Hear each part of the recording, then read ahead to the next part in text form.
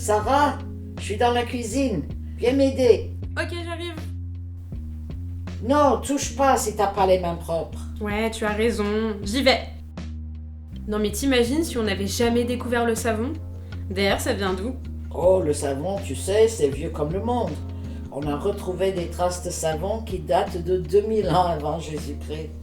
En Égypte ancienne, on utilisait un mélange de graisse et de sulfate de plomb qui faisait office de savon. Mais tu sais, ce qu'on appelle hygiène aujourd'hui, c'était pas du tout une évidence il y a un siècle ou deux. Tiens, je parie que tu ne sais pas qui c'est la déesse Hygie, là, sur la bouteille de savon. Elle a donné son nom à l'hygiène.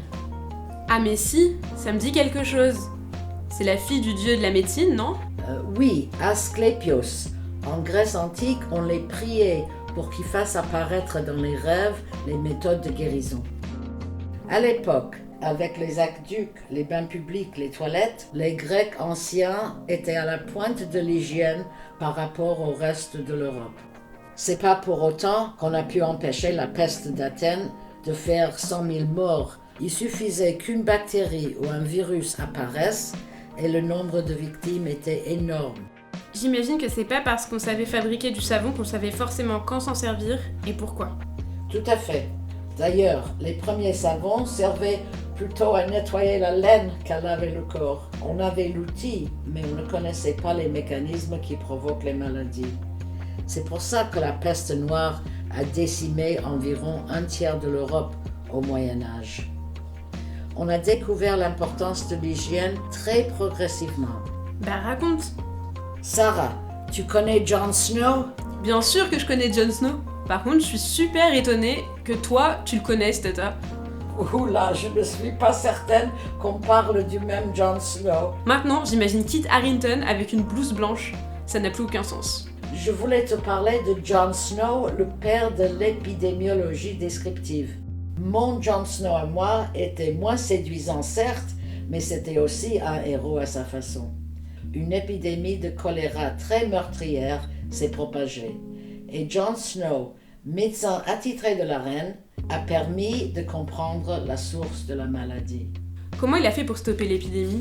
Il a mis en place des protocoles d'investigation. Il a eu l'idée géniale de faire une cartographie de la ville avec le nombre de morts par quartier. Et il s'est rendu compte qu'il y avait un lien entre les zones très touchées par l'épidémie et les pompes à eau. C'était au début de l'industrialisation et grâce au progrès mécanique, une de ces pompes distribuait l'eau de la Tamise. Sauf qu'à l'époque, le fleuve servait de dépotoir. Je te laisse imaginer la qualité de l'eau. Et je veux même pas imaginer l'odeur. Et donc, Jon Snow a coupé cette pompe, ce qui a fait baisser le nombre de morts. C'est comme ça qu'on a fait le lien. Malin le John.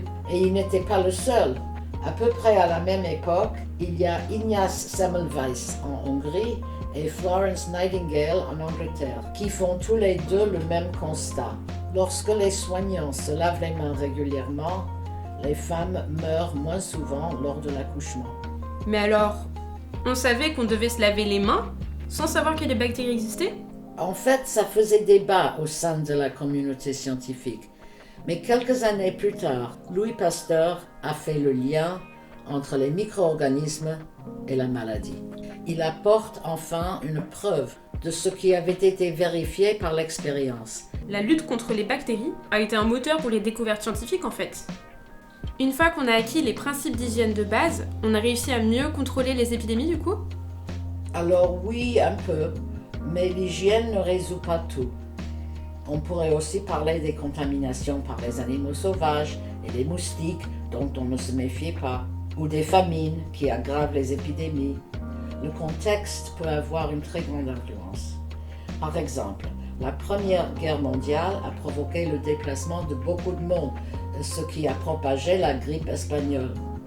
J'avais pas perçu à quel point l'histoire des maladies était entremêlée à l'histoire tout court. On revient au fait que la santé n'est pas seulement une question scientifique, c'est aussi un enjeu social, économique et politique. Si on s'intéresse à la colonisation par exemple, avec tous les déplacements de personnes que ça a provoqué, on comprend mieux la diffusion des maladies. Mais c'est encore plus le cas aujourd'hui avec la mondialisation. C'est pour ça qu'on met en place des confinements et des quarantaines.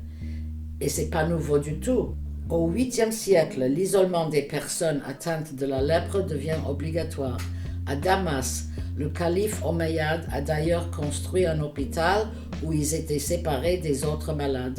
Et ça marchait bien ? Oui, la technique a dû prouver son efficacité parce qu'elle a continué jusqu'en 1431 lorsque les Ottomans ont construit un hôpital spécialisé en Turquie actuelle. Mais il me semble que le mot quarantaine vient de l'italien pour dire 40 jours, non ? Oui, c'est sur une petite île à côté de Venise qu'on a mis en place le premier lazaret. C'était un bâtiment conçu pour accueillir les membres d'équipage, les passagers et leurs marchandises en prévention de la peste. Donc jusqu'à la découverte des micro-organismes par Pasteur, on n'a en gros que 2 outils, la quarantaine et l'hygiène. Après, Pasteur va inventer la vaccination, si je ne m'abuse. Oui, mais en réalité, ce n'est pas le premier à chercher dans cette direction. Au siècle précédent, Edward Jenner en Angleterre, puis Lady Mary Wortley Montagu à Constantinople, pratiquent la variolisation. C'est une technique venue de Chine. C'est pas très éthique, mais on mettait en contact les enfants atteints d'une variole avec les enfants en bonne santé. C'était une méthode très risquée qui serait inacceptable aujourd'hui. Ah bah tu m'étonnes. Ensuite, comme tu disais, Pasteur, encore lui, poursuit ses recherches sur la fermentation, puis sur des maladies animales, et il finit par mettre au point le principe de la vaccination. Ce sera un vrai tournant dans la gestion de la santé publique. Entre les années 30 et 80, la vaccination a pris de plus en plus d'ampleur et a suscité beaucoup d'espoir. Et pourtant, tu savais qu'en 2016, 41% de la population avait des doutes sur l'efficacité des vaccins ? À ton avis, pourquoi les gens sont si sceptiques ? C'est un rejet à la fois médical et politique. Cette tendance a d'ailleurs pris de l'ampleur dans les années 80, lorsqu'on a commencé à reconnaître officiellement les effets secondaires des vaccins. J'ai entendu dire que certains vaccins provoquaient l'autisme. Est-ce que c'est vrai ? Non, ça c'est faux. Figure-toi que c'est une idée reçue qui s'est implantée à cause d'un article scientifique qui semblait lier le vaccin rougeole oreillon rubéole à l'autisme. Sauf que cet article s'est révélé frauduleux, avec des erreurs de méthode très grossières. Et surtout, aucune étude n'a pu reproduire ce résultat. Et l'article a été retiré. Mais c'est vrai aussi qu'il peut y avoir des effets secondaires éphémères, et même des conséquences graves, non ? C'est vrai, mais les effets secondaires graves sont extrêmement rares. Pour être officialisé, on vérifie sa qualité, son efficacité et sa tolérance. Et les contrôles continuent même après la mise sur le marché. La vaccination évite énormément de morts. Pour que toutes ces mesures de prévention fonctionnent, j'imagine qu'il faut les appliquer de manière globale. Ça demande une sacrée organisation, non ? Oui, ça c'est sûr. La collaboration internationale est toujours un enjeu crucial aujourd'hui. Au XIXe siècle, il est devenu essentiel de coordonner tout ça de manière officielle. 12 pays européens ont organisé des conférences sanitaires pour s'accorder sur les pratiques de prévention, comme par exemple un calendrier de vaccination uniformisé.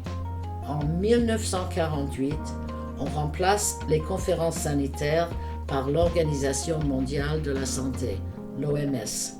Ça paraît logique, mais finalement, sans la solidarité et sans collaboration entre les pays, il ne peut pas y avoir de protection collective. En tout cas, merci de m'avoir expliqué tout ça, Tata. Je vais enfin pouvoir briller en société. Mais de rien, ma chérie.